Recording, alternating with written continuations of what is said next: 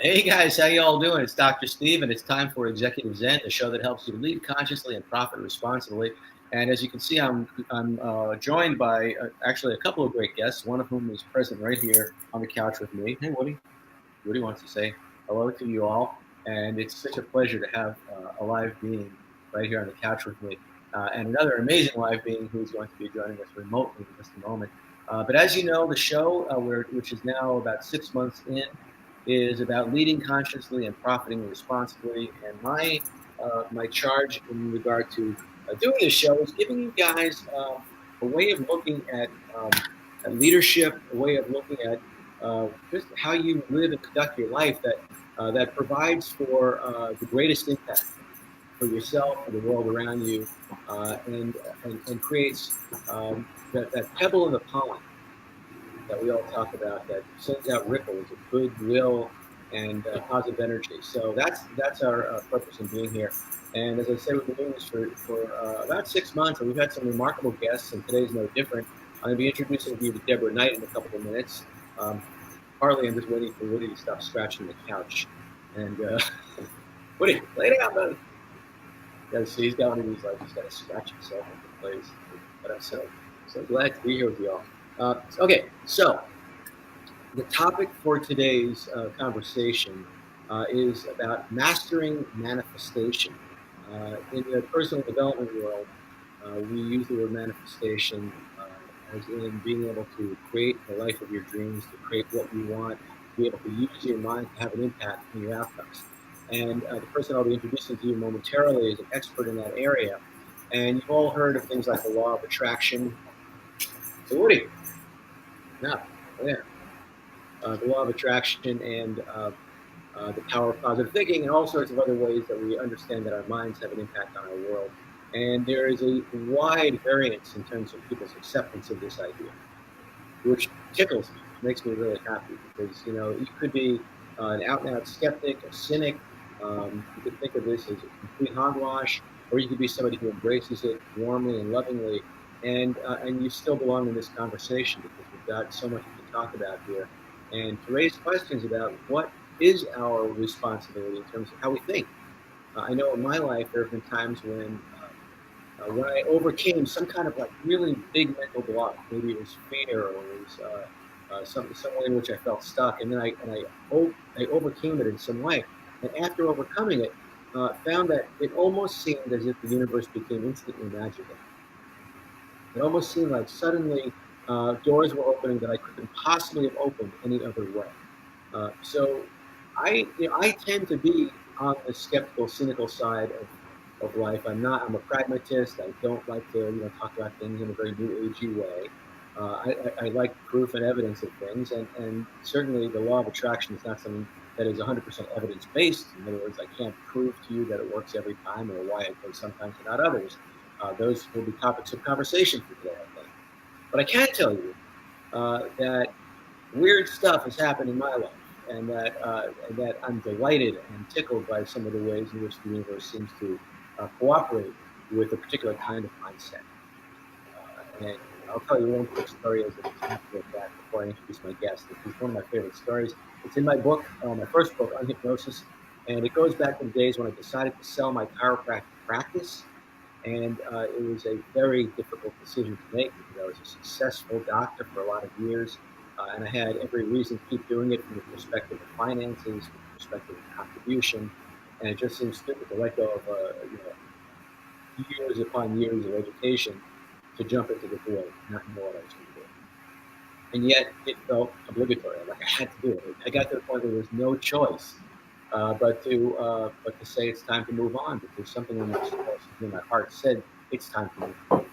And so I overcame my fear. I jumped into the void. I sold my chiropractic practice. I went to Guatemala to learn how to speak Spanish and just have kind of a vision quest.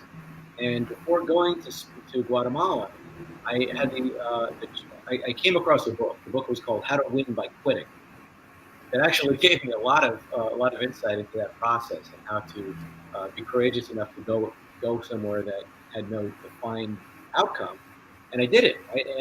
And so when I read that book, I was so impressed by it that I contacted the author, This was before I was an author, before I realized it's actually sometimes possible to contact authors. And lo and behold, we're human beings and we can't be talked to. And we love to talk to you. And my guest, I know, would echo that point.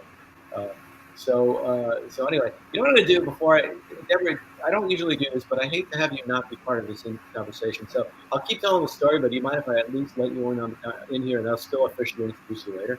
Of course, come on in. Come on. I mean, let me in. That I get to see here in the waiting room with me. This is Deborah Knight. I will tell you more about her after I tell you the story, but I wanted Deborah to be here to hear the story too. So anyway, I sell my chiropractic practice. I go to Guatemala. I'm a little bit trepidatious, a little afraid of what comes next in my life, but hey, I'm going to do it. I'm going to try something new. And I'm walking down this street in Antigua, Guatemala one day, and lo and behold, down the street, I see a sign for a chiropractic office. I think that's really interesting. And I go over to this chiropractic office, and there's a chiropractor there. This guy, his name is Todd. You know, typical Spanish name, right? Like Juan, Paco, Todd. You know. But he was an American expatriate who had decided to open up a practice in Guatemala, of all places. And I told him I was a chiropractor. He said, I'm Steve. I'm a chiropractor from the United States. And he said, oh, my God, you're a chiropractor. I haven't seen another chiropractor in 6 months. Can you give me an adjustment? Awesome. So we in the room, right? I've been out of practice now for a day, and now I'm back to work. And I give the guy an adjustment, and I finish up, and we come out of the waiting room. And sitting in the waiting room, come out of the treatment room, and sitting in the waiting room is this guy, clearly American guy, and he stands up and he turns to me and he turns to Todd and he says, "Hi, I'm Steve. I'm a chiropractor from the United States." So wait a minute, I'm Steve. That's my line. I'm Steve. I'm a chiropractor. I said, where do you practice? He says, I don't practice. I just sold my practice. Said, that's a little strange. He says, 14 years, same as me.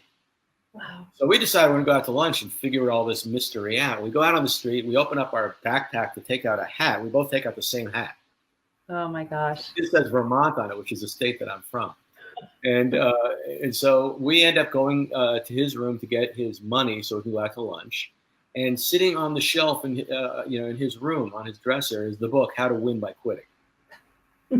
So I tell him about how I talked to the author, and he tells me I talked to the author too. And then find out we're both Geminis. We both had been married. We're both good friends with our ex-wives.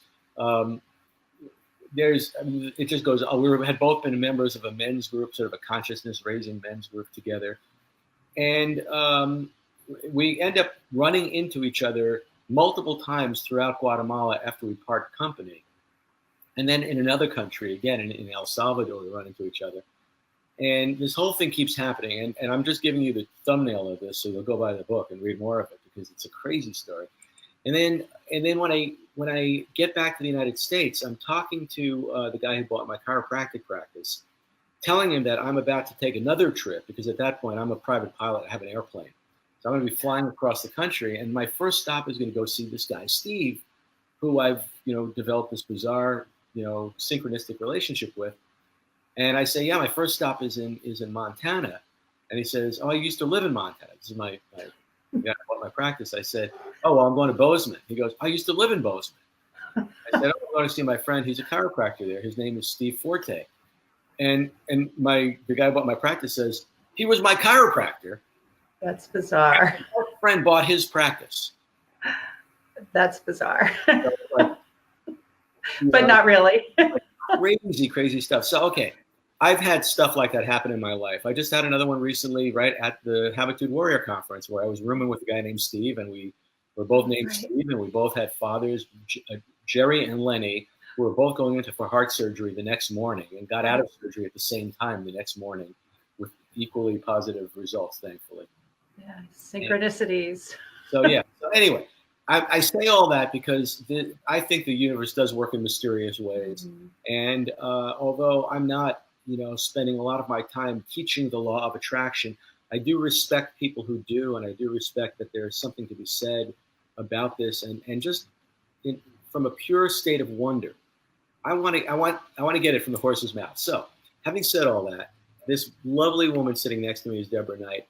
And I'm going to read you her introduction. Deborah's an energetic, compassionate, straight to the heart keynote speaker. I could speak to this directly, by the way, having seen her speak just the other day. Best-selling author. consultant, seminar leader, and creator of The Magic of Manifestation, which is a 6-week coaching program. Deborah is trained with the Coaches Training Institute, and she believes that you truly are resourceful, creative, and whole. She helps you to see that for yourself. She's also a law of attraction coach, intuitive guide, and master teacher of Magnified healing. Deborah utilizes many energy techniques with her clients, including tapping or EFT, helping overcome emotional triggers or blocks. That's something we talk a little bit about too. That may be holding them back. She also has this amazing ability to break down complex ideas into easy to understand concepts, which is something that I try to pride myself on, this idea that we are translating to the common domain, which is why Deborah and I get along so well. So you're going to see some really amazing things from Deborah. I'm gonna cut off the rest of the introductory material here just to tell you that I am so excited about, first, having met her through a mutual friend, secondly, having shared the stage with her this weekend at the Habitude Warrior Conference, and that everything else you need to know about her and about her wisdom and brilliance will be coming out right now as we get to talk. So, Deborah, how's that for an introduction? Hi. Awesome. I am thrilled that I got to meet you finally.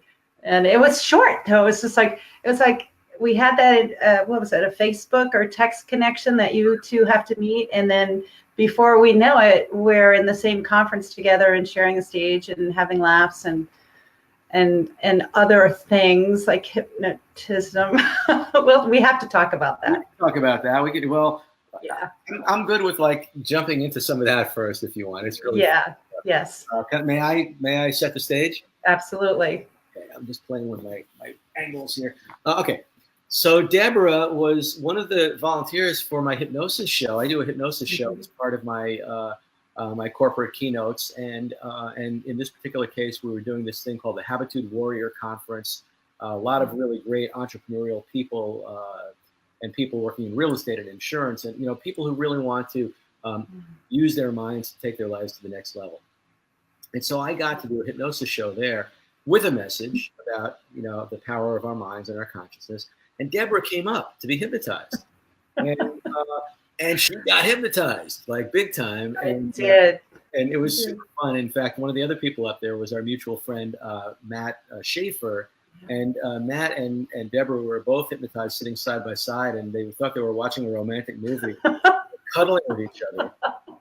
It was just adorable. Until luckily, I know him for a good year, and his girlfriend. Yeah, he was there to see this, right? Yeah, yeah. But what I thought was so amazing is that I was so aware the entire time. Like I knew what you were saying, where you were standing, what was happening to everybody there. And I'm thinking to myself, well, my logical mind is going, well, you're not going to do that. Right. And then I couldn't help myself. And then it was really bizarre and fascinating. Very fascinating. The relationship that we have between our conscious and our subconscious mind is an intriguing one, and it differs from person to person, right? So for someone like you, Deborah, who is intuitive, who's in tune with your own inner world, your relationship with your subconscious mind is a much closer one than a lot of people have. Yeah. Most people are walking around clueless. They have no idea why they think the way they think, why they do what they do, why they get into the same lousy relationships again and again. Right. They wake up there in the morning. They have no idea what they dreamt the night before because that's a whole different world. It's a whole different thing. Right. Whereas somebody who's been doing the inner work often has a much fuzzier line between the conscious and the subconscious. And so it was one to witness yourself playing in your imagination, and yet still get all the benefit of being hypnotized, meaning like being drawn into something, being hyper creative, hyper imaginative, and all that other great stuff. And then of course that sense of like no time went by. It's like an hour went by and you don't feel like any time went by at all. Nothing. Yeah, it was like 10, 15 minutes, it felt like. But it was just fascinating to be so aware. And it was validation for me too, because I kept saying, I'm not hypnotized. I'm not hypnotized. As I'm up there doing these things here. And it was G-rated, just so you know. It was all good. Fascinating. Everybody knows we don't do that. You were fantastic. You really were. Thank you. Yeah, you were. it's my great delight to have this as a profession. You know, there are so many different people just talking on stage. I want to demonstrate something. I want to have some fun along the way. So yeah, we did. So Deborah, first of all, you're a well-studied individual. You're smart. You're wise, and you've done a lot of study in this area of the law of attraction, of mindfulness, of manifestation.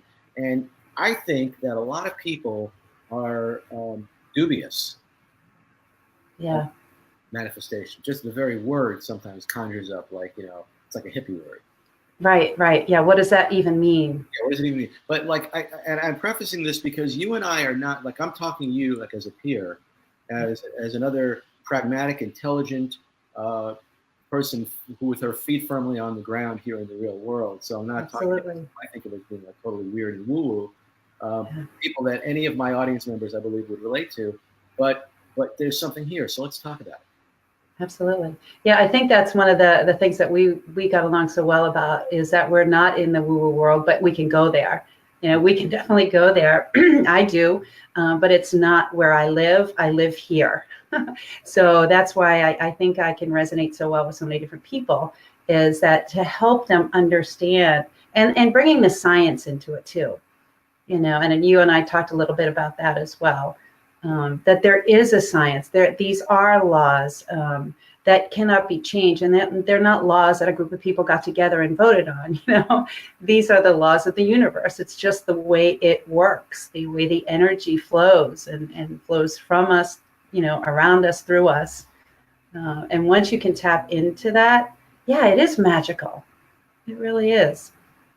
So, what are some of the areas of life for which this practice can be of value, in particular in the work that you do? Like, where do you help people apply the law of attraction or manifestation? And you know, maybe we could even back up and define that for people who are hearing this for the first time. I don't think there's anybody hearing it for the first time, but you never know. Manifestation is actually taking something that you see in your mind's eye and actually bringing it down into reality, and actually making that happen.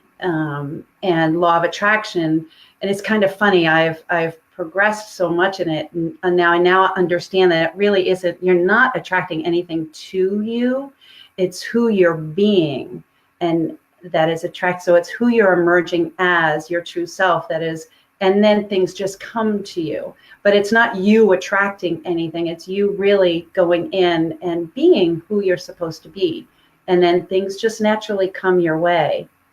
So again, is it possible that what's really happening is that we're just getting out of our own way? Absolutely. The ego goes away. And I think with mindfulness, I mean, that's where mindfulness, and everybody is talking about mindfulness now. And mindfulness, for, you know, what I teach my clients is that, okay, if you're going down that rabbit hole, you're going to be more aware and mindful of your thoughts and your emotions that are coming up from it. And it truly is, it's your emotions that give the charge to the vibe that creates the reality. So I have this whole talk, it's thoughts, words, thoughts, or triggers create an emotion. The emotion creates the vibe that you put out. The vibe creates your reality. So if your reality is not what you want, you got to start going backwards. But the problem with that, I think, is that most people who are not getting what they want in life, by the way, I'm moving like crazy here, but I'll tell you why I'm doing this. Is because my computer is running out of juice. And so I've got to be somewhere where I could reach a plug. There you go. Plug it in. So, speaking of energy. Right? We generate. We don't have to plug in. We plug into source. We don't have to, but my computer does. So right. That's why I did that. So, okay. Well, we do have to, actually. You think about it, right? Meditation is just plugging into source energy. Yeah. Okay, so what I was getting at is that we perhaps have the capacity to live a life that's got less effort, less struggle, less mental baggage associated with it, but that there's this need to let go of layers of habitual thinking, right? Yeah. And that the problem arises when we're kind of attached to or identified with our habitual thinking. It's who we are, right? It's our belief system. I call it the we got to get rid of the BS of your life, and it's not what you think, it's your belief system, because we don't know it's negatively impacting us. It's So, just so what happens though is that if your belief system is like, is skewed, you've been reinforcing that belief system based on your life's experience, right? So now I want to start creating something positive in my life, and you're saying thoughts create energy, the energy creates momentum, creates, an attractive force. But the thoughts that I'm having are associated with years of, of experience and evidence that my life doesn't work, that I can't have what I want. So how do we flip that switch? Yeah, great question. It's a challenge sometimes, especially if you're in that world that has been a lot of negativity around your life, and abusive situations. That makes it even more of a challenge. Not impossible. So it's just becoming aware. Once you're aware that this is what's happening, then it becomes really easy to go from here. Okay, I'm having the thought. There's a space between the thought and the emotion. So awareness comes in the middle. It stops. It goes, oh, I can't have that emotion right now because that's the charge that will create the reality that I don't want. So how can I go from this thought that's, prevalent in my mind every single day? I'm worrying. How can I change that to something else? So I have fun. It's a game that I create, and it's literally helping them create a new emotion, a new vision in their mind. So that, when we were little, we used to imagine all the time, right? Right. So literally for some people, it's really, really challenging because they haven't experienced a lot of joy or abundance. So I have them really use their imagination and go to a place that, you can feel it, when they're going there and they're talking about it, and the smell, the taste, the vision, everything really, and really embody that in their body. And that's their tool. So you guys can all use that now as a tool. When you're spiraling into the negative emotions, be aware that that's what's happening. That's what's creating the vibe and more of what you don't want. So change your thought. Take a moment, shut your eyes, go in the bathroom, go for a walk, whatever it is that you need to do to energetically ground yourself in that imagination, into that vision and that joy. And the joy is what is the higher vibration. It's a different frequency. So that's one of the first tools I teach. That's brilliant. You actually explained something in a way that I never thought about it before. It's the clearest explanation I've ever heard, which is, oh, by the way, my friend Corey is here. Hi, Corey. Good to see you. Hi, Corey. The idea that, it's the emotions that create the ultimate drive or lack thereof toward what we want, not the thought. No. But because here's what happens, and I never thought of it this way, is people think, I had a bad thought. Yeah, we're human. We're going to have bad thoughts all day. I'm doomed, right? I'm doomed. So it's like, well, yeah, if the law of attraction requires that I think a certain way, but I'm not thinking that way, I'm screwed. And so every time I see myself thinking negatively, then I end up getting upset about the fact that I'm upset. It's like I just... And then it spirals even more. Spirals, right? Yeah. So what you're saying is that there's a gap, that there's this opening, that this opportunity. Absolutely. Between a big one. Oh, I had a thought, and I'm noticing why it wants to create this emotion, but I don't have to go there at all. I could literally just sort of utilize my imagination to, create imagery that's more positive or happier, and just provisionally get out of that funk. Yeah, I mean, it can be a challenge especially when you're first starting. I mean, I used to literally, I'd have these thoughts come up, and be gentle with yourself. They are negative thoughts. I mean, how many do we have? I have them all day long, and I just go, oh, thank you very much. I don't need you anymore. And I literally play with it. You have to have fun. We're here to have fun. And the more fun you have. Do you have like your shame demon has a name like Carol or something like that? No, but no. I've named some of mine. There'd be way too many. Right, it's just too crowded in there. It's way too crowded. Yeah. So no, it's just having fun, and really you can feel it, when you walk into a room and it's a really low vibe and it's negative, or there's angry people, we all feel that. That's the vibe that you're creating. So if you want to change that, you've got to change your internal world. If you change your internal world and your vibe, and you walk into a room and you're uplifted, you can actually change that whole vibe of that room. We all see that happen with certain people. We all have the capability. You come in, and some people light it up when they leave. Yeah, right. Right. So my favorite play growing up was Man of La Mancha, the Don Quixote story, To Dream the Impossible Dream. And it's this guy who's like confronted by realities that include cruelty and like low self-esteem and, people beating themselves up and beating up on others. And he comes and just sees everything through the eyes of love and wonder. Like it's his commitment. His commitment is, and he says, maddest of all is to see life as it is and not as it ought to be. Yeah, right? I love that. Right, so it's like what you're saying is like, yes, you're grounded in reality. Yes, you know what is, but to limit yourself by what is, to not like open to what could be. Right, and what you think about, like you said earlier, thoughts become things. It really isn't. It's like what you think about expands. So, and it only expands because again, you go into how does it feel in your body?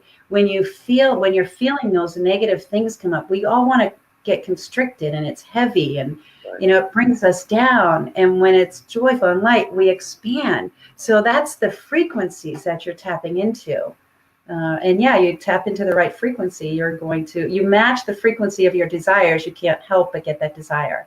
So what are some of the tools for matching with a more positive frequency? What are some of the things we can do to like elevate our energy level, our vibration? It doesn't take a lot. 4 minutes in the morning. If you, for 4 minutes in the morning, think about something that you really, really desire, and I don't even like the word desire, something that you, put it this way, I think all of us have the gifts, and we've been given this map of what our life is going to look like.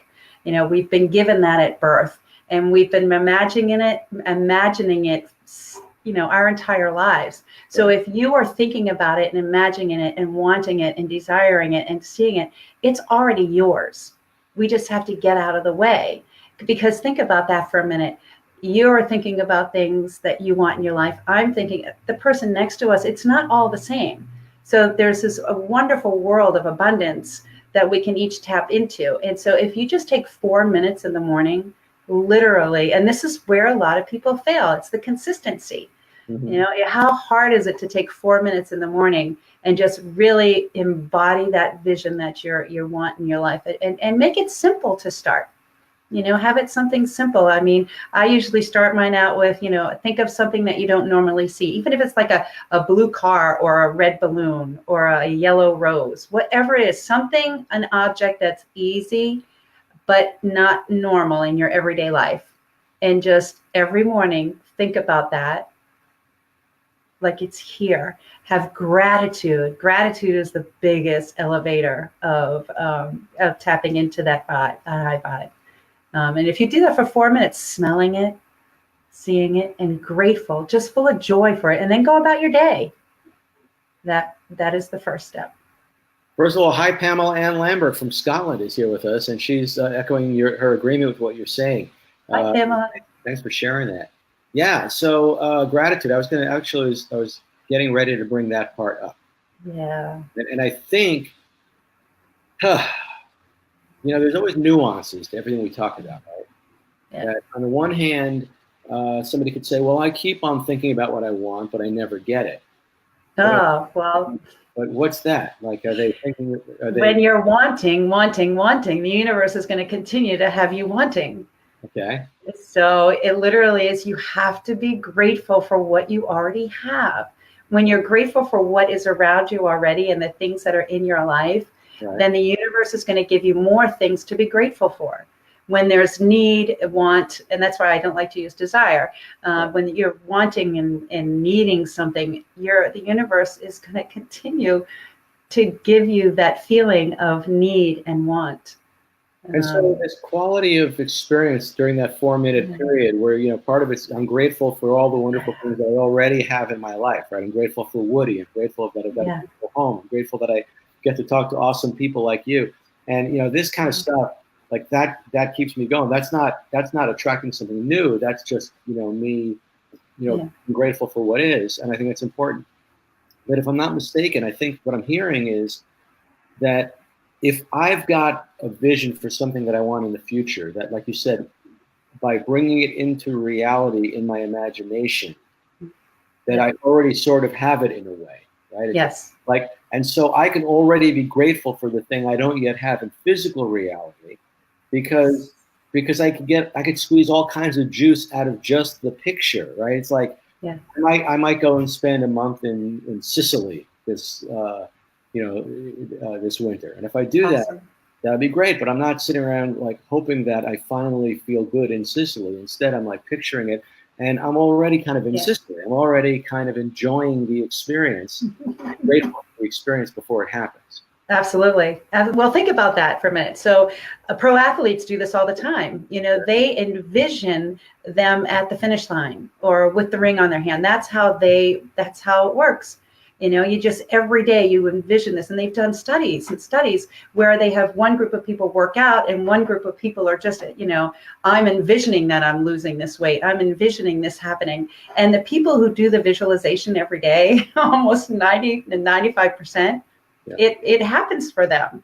So it really is the power of the mind that it blows me away, but I so get it now, and it's so fun. It really is. You have to have fun with it. So you talk about, Pamela just says, feel like you already have it. That's kind absolutely of right. And doing the gratitude morning piece, kind of and there are a lot of studies on that, right? There are studies on that, that among all the things you can do, just expressing gratitude, like write down 3 things you're grateful for every morning. Send out a gratitude letter every day. It shifts your energy level. It makes you more optimistic. And even if you are like an out and out diehard skeptic about all of this stuff, you can at least get behind the idea that if you're more optimistic and positive and energetic, that you'll at least be seeing things in your domain that you might have missed when you were being a negative person. Yeah.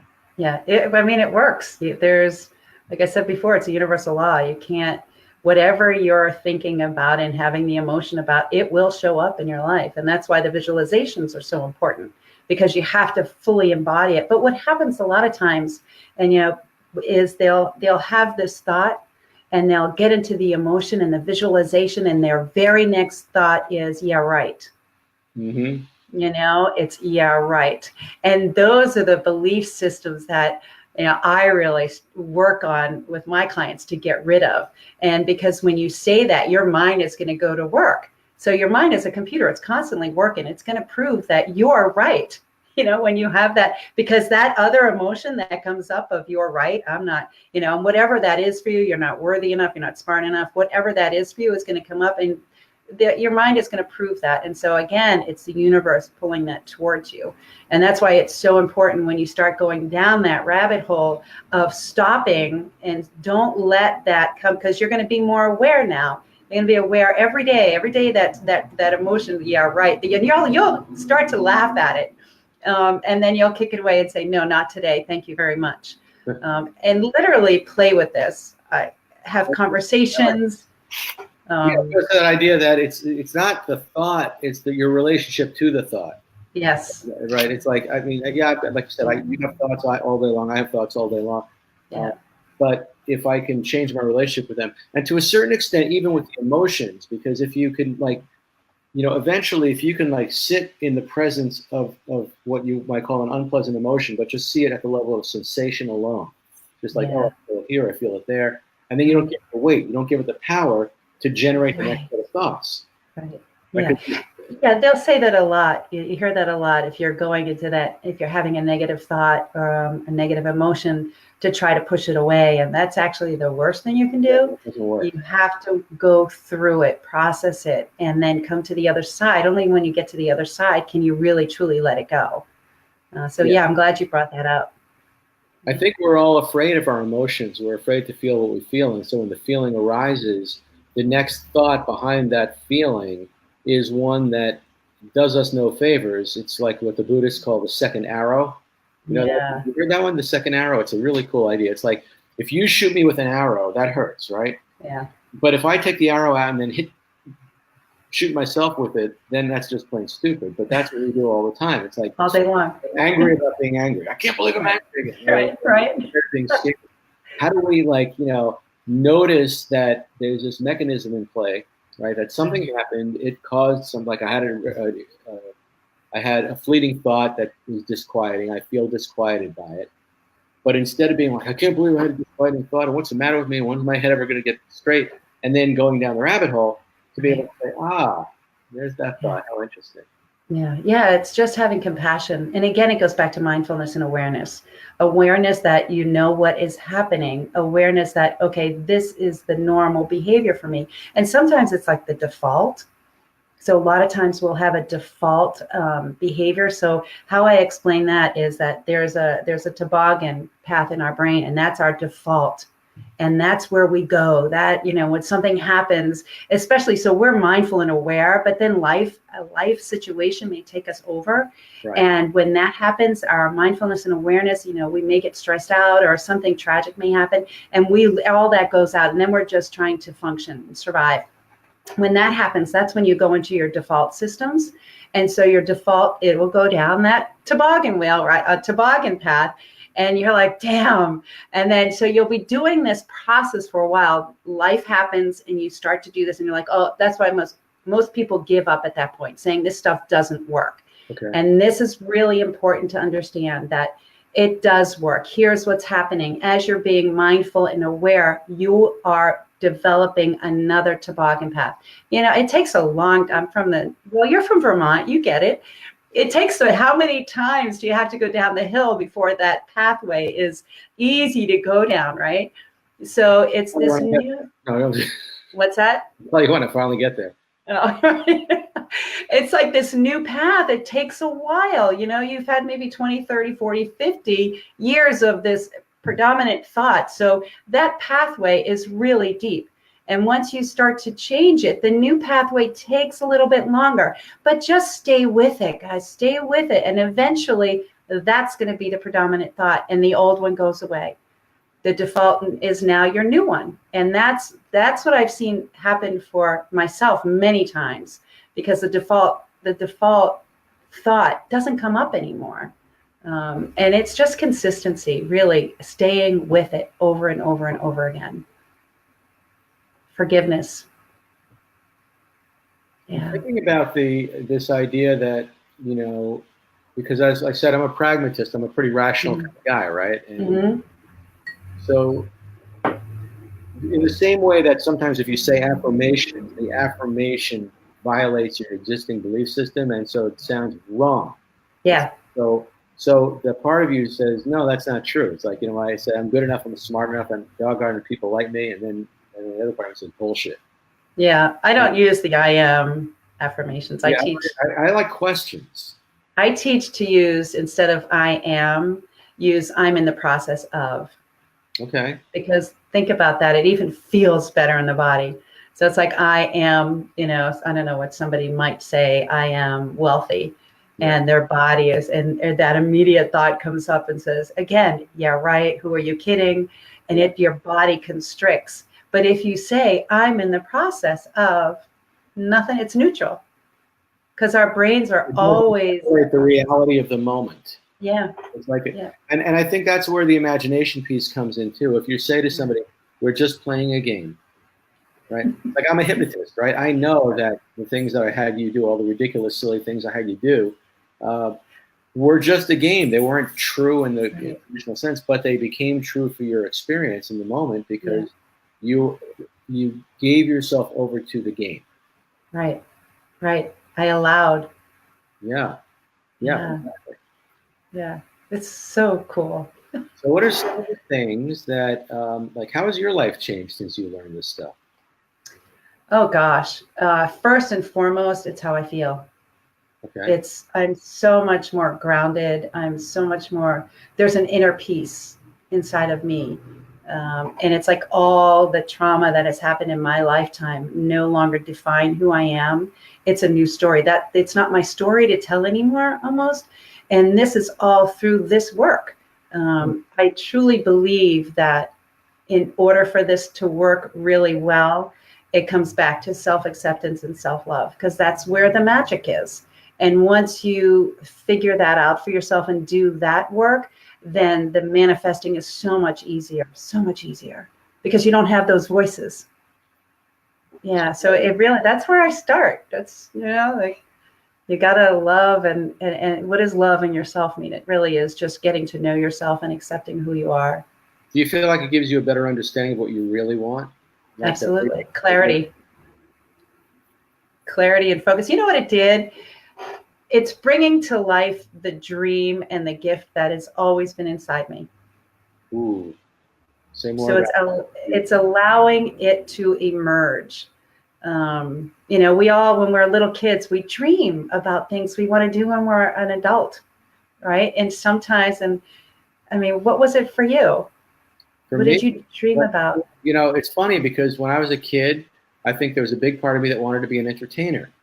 Oh, but then, I had to go down the New York Jewish boy routine, had to be a doctor, Right. Or it would have been a lawyer or something like that.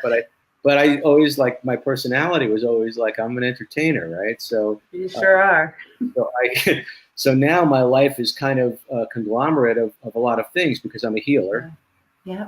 And I'm a thought leader, if you will, but I'm an entertainer too, right? So I get to be that. I get to incorporate that into the quality of what I do. But I think it took me a while to fully embrace that. Yeah, well, again, it went back to that self-love and acknowledging who I am and allowing that to emerge. And this law of attraction, the emerging, it's like, did I talk about the acorn? No, but go for it. Okay, so like an acorn has the hard exterior, but what emerges from the acorn is this majestic oak tree. Right. And that's like all of us. We are these beautiful creatures, and there is an amazing gift inside of us that we're supposed to bring forth into the world. And I think that's more of the more work I do around that, the easier it is to actually manifest what you want, because it's already there. It's already inside you, or you're already thinking about it, because we all have different dreams. All of us. So you put 3 people in a room, they're not going to have the same dream. Well, unless you're all at a speaker conference or something. Yeah, then they're pretty similar. Right? I never thought in a million years I would be on a stage speaking ever, because I was petrified of it. Petrified to the point where in college I got a physical excuse, a medical excuse, because I literally could not physically do it. And now I can go on stage and it's no problem. But when I was little, I dreamt. That was my little dream when I was 4 or 5. So I remember thinking, oh, I'm going to be in front of a lot of people. Of course, then what did we have? We had actresses and models. Right. And I couldn't do either one of those. No way. So it's funny how it all comes around. It's like now I'm letting that little girl, those visions, really emerge from within and manifest. So do you think we often just get lost along the way? Like you said, so many of the things that we're finally, as we embrace the fullness of who we are, a lot of it goes back to our childhood. It goes back to what did I want to be when I grew up? Yeah. And that's what makes it fun. Yeah. So that's why I like to have fun with this. It's not as serious or doesn't have to be as serious and complicated as we make it. If we can just remember and have somebody to guide us to have fun with, hold our hand and play. We're here to play, right? Yeah. The interaction between mindfulness work, which is what I do, and the law of attraction work, which is what you do, and we both, they interact with each other quite nicely. Yeah. That if I can help somebody get their minds quiet enough, so that they can start to process their negative thoughts and emotions and just become the witness instead of the victim of those things, then that raises their energy level, and then they become more creative and imaginative, and then the things they want start coming into their lives. They didn't necessarily sit down and write it down or create it, start out with this is what I want, but rather they got out of their own way. Yeah. That's the big thing, is allowing. Again, another universal law is the law of allowance, law of gratitude. is just, it truly is, I want to say miraculous, but it's not, because it's just the way it is. But we grew up in a paradigm that doesn't think of that. We haven't been taught this stuff. Nobody has, or I should say not, very few people have been taught this. And for the few that have, they're the 1%, the 10% of whatever you want. I talked to a couple of people this weekend, and they're like, well, I just do it naturally. And I said, well, how did you grow up? And they were in an environment where they were pushed to keep trying, to be curious. And they didn't have any of the negativity around them, because in their worlds, whatever you wanted was possible. Unfortunately, the majority of people didn't grow up like that. So that's the big takeaway, is like, to repair our souls in such a way that we experience our lives as being like full with possibility, that it's not as hard as we make it out to be, and that if we're living as if it were that hard, then it's worth looking at what part of us is making us believe that. Yeah. And it's, the harder we work, it's like the harder we work, the more we're pushing it away. And I know that's really hard to grasp. I'm glad you brought that up. I took a spiritual therapy workshop years ago. Yeah. And they were talking about, like, sometimes we're like pushing so hard against the door to try to get in. Well, we need to back up and let the door swing towards us. It's like, it's like the universe is like saying, I'll give you what you want, but stop pushing so hard against the thing that we're trying to do. And I definitely had that experience. Yeah, the universe is. And I just give up. I'm just like. Exactly, right? Firm for myself. Let me just feel good about myself. And like, maybe this has some good ideas for me. But that just is going to transition into another part of the giving, and being of service. If you're missing and lacking something in your life, then you need to start giving it. If you start giving it, you will you will start to receive more of it. So if you're feeling lack anywhere in your life, start giving, even if it's just a little bit. And some people don't have the finances to give. But you have time. We all have time. We all have time. We all have resources somewhere that we can give. Well, we also all have presence. We all have attention, right? So sometimes the most powerful thing you can give is just your undivided attention. Yes. Just be super, super present with people. And even though, you have nothing else to give, people are starving for somebody to just like be a statement and to show up. Yeah, just to hear them. And it doesn't cost a thing. Not a thing. It's amazing how many times, through my day, because I set my day up that way. So I have it. Let's talk about spiritual practice in the morning. What do we do so that our day stays on that high vibe? Because I know we were just at a conference and it was 24/7 around people, and I need to recharge. I know after something like that, because I didn't always get in my daily morning, ritual that I do, and it can be challenging. Right. When the work demands are, you got to be on 24/7. So that's a good topic. What do we do to keep our vibration high so that we can continue to tap into the right frequency? You go first. I take quiet time, even if it's just, like I feel it, like being in a room like that, I feel the energy, and then I have to go get rid of it somehow. Yeah. I have my way of doing it. I'm practiced at this though. So, but even just, literally wiping away the energy from the other people in the room, going and taking 5 minutes, 3 minutes, 2 minutes, if that's all you have, in the bathroom, in the ladies' room, or take a walk. Take a walk outside. Walking outside and grounding is one of the best things that you can do. I tried going to the ladies' room. It didn't work. More drama in my life. Right. Great at what you just said. Woody is great at what you just said. Woody, right? You saw him. He's like, I did see him. He was guarding the ladies' room. In the hallway and just get away from all these people with energy going on here. Animals, though. Think about that. How many people went up and wanted to touch and pet the dog? Animals are a great way to ground us. Yeah, absolutely. Great way. And hugging, hugging, and physical touch. I'm a huge hugger, and I think it's really important.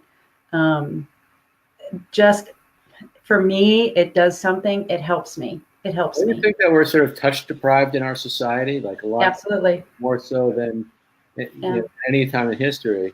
Yeah, people are scared, you know.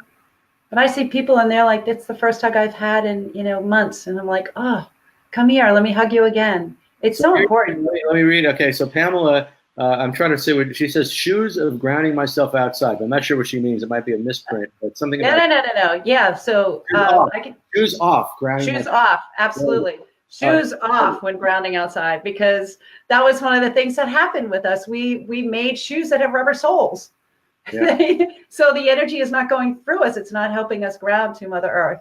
Nice. So yes, and that's, I think, why a lot of people now are being drawn to Mother Nature and being outside, is we're feeling this need to ground, and that's definitely, the energy from the cosmos to the earth goes through us. So yeah, and those are all things, like for me, and my friend Corey brings up naps. Sometimes, just like take a nap, just kind of shut it all down. We're not. I think, again, we're on overdrive in our society. We think we've got to do, and sometimes pulling away, connecting with nature. I walk in the woods. That's one of my things. I take walks in the woods, walking with Woody, being very present when I do it. Don't go take a walk in the woods and be talking on your phone. No. Don't planning your next thing. Like, take some time during your day during which time you are doing nothing other than being present in that moment. Right. Yeah, I think as a society we need to do more of that. Yeah. And another one for me is cherishing the mundane. Which, like, there are mundane things that we do, like washing the dishes.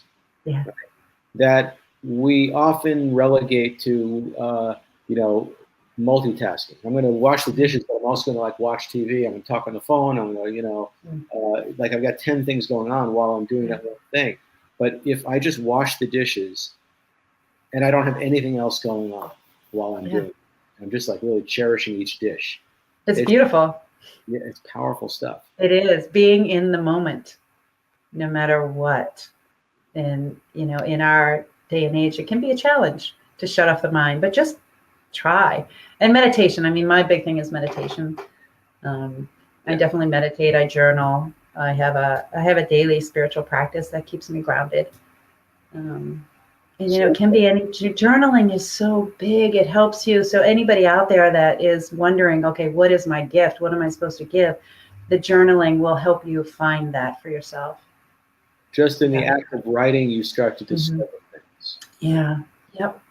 And I think what happens also is, if you're doing it with mindfulness, is that it then makes you more mindful. You start getting to see your mind at work. It's like, oh, I get like how I get where I'm going here. Right. And if you're stuck, I mean, I have ask yourself, who do I need to be to have this life that I really want? How do I need to feel? These are questions that you can ask about your future self, of who do I need? And it's not changing yourself. You're already there. It's already there. It's just pulling away, all this years and years of, the onion layer, right. So who do I have to be to attract this? So we're in relationship, a lot of people want a certain relationship, and it's just like, well, how do you do that? Well, you first have to start by being who you want to attract. Because we attract, here's one for you. We attract a level of love at which we love ourselves. Ooh, that's brilliant. And respect ourselves. Yeah. And then we project out to the other person all the reasons why they're falling short. Right. Really us falling short on ourselves. Right. And that's why you can't have two half people coming together to form a whole. Yeah.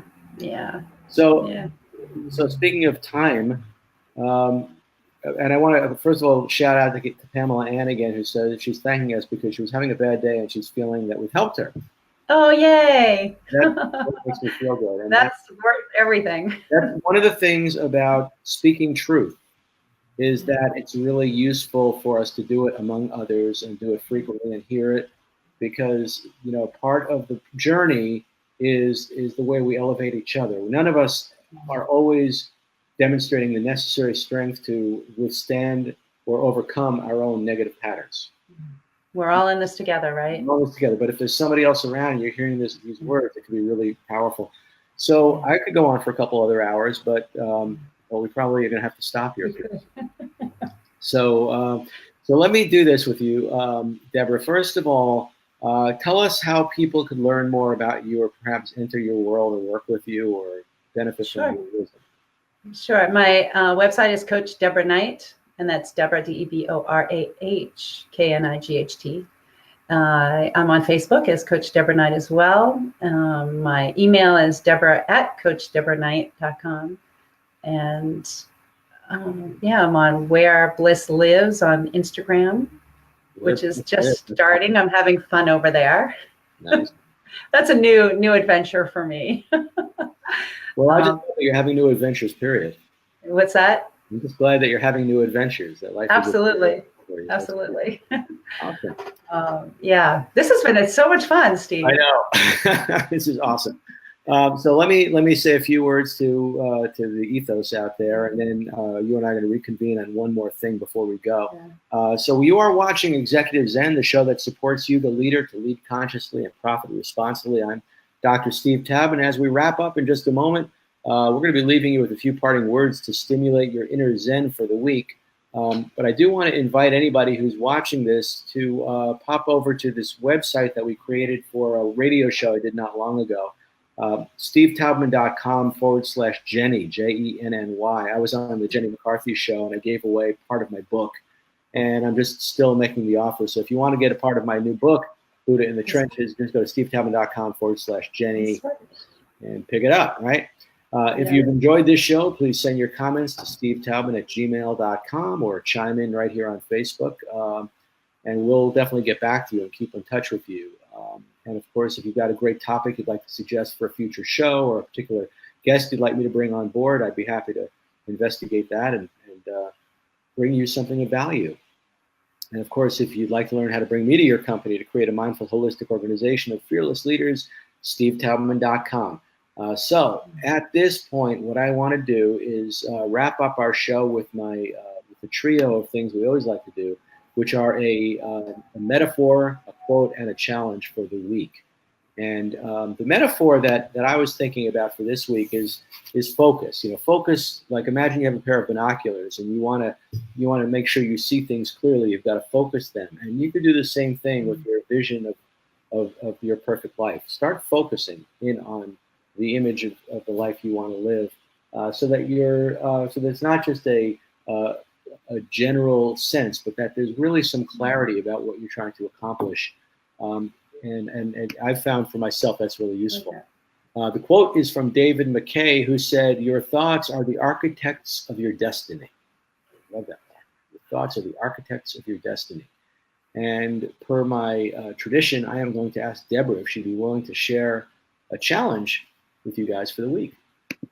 It's funny, my challenge that I had planned was to think of something small that you want to manifest, and every single day for 4 minutes, really get into the feeling of that. And do that, definitely do that, and really embody it. But if you're having trouble, and one of the things I have clients do is start this, it's not a gratitude journal, it's a self-love journal. And so every day, 3 items that you are proud of yourself for, that you did well, whatever that is. It could be, I opened the door for this gentleman or this woman today at the door. Some people have a hard time with this one. But really, whatever it is for you, do it for 21 plus days, and you cannot do the same thing twice. Oh. At the end of it, you will be better manifester, because you will see how beautiful and amazing you really are. And it seems to me that do that with a light heart, right? Just like do it, just play with it. Yeah. Don't get too caught up in trying to look for the evidence if it's working or not. This is everything with hypnosis. It's like, just chill out and go with it. Don't be like, figure it all out. It doesn't have to be a big thing. Like I said, you let somebody go in traffic today. Great. That's awesome. Good for you. Awesome. Yeah. Well, thank you so much, Deborah. This has been outstanding. I've really enjoyed our conversation, and I hope everybody else listening has too. And feel free to write and let us know what you thought. When we return next week, my guest will be linguistics expert and sales trainer Ross Jeffries, and that's going to be a fun conversation too. And I'm really looking forward to it. So remember to tune in next week. Share this with your friends. Subscribe to my podcast, Executive Zen. Visit iTunes. You can find my channel there. I'm Dr. Steve Tapman. Have a great week. Remember to lead consciously and profit responsibly. Take care. Excellent. Bye, everyone.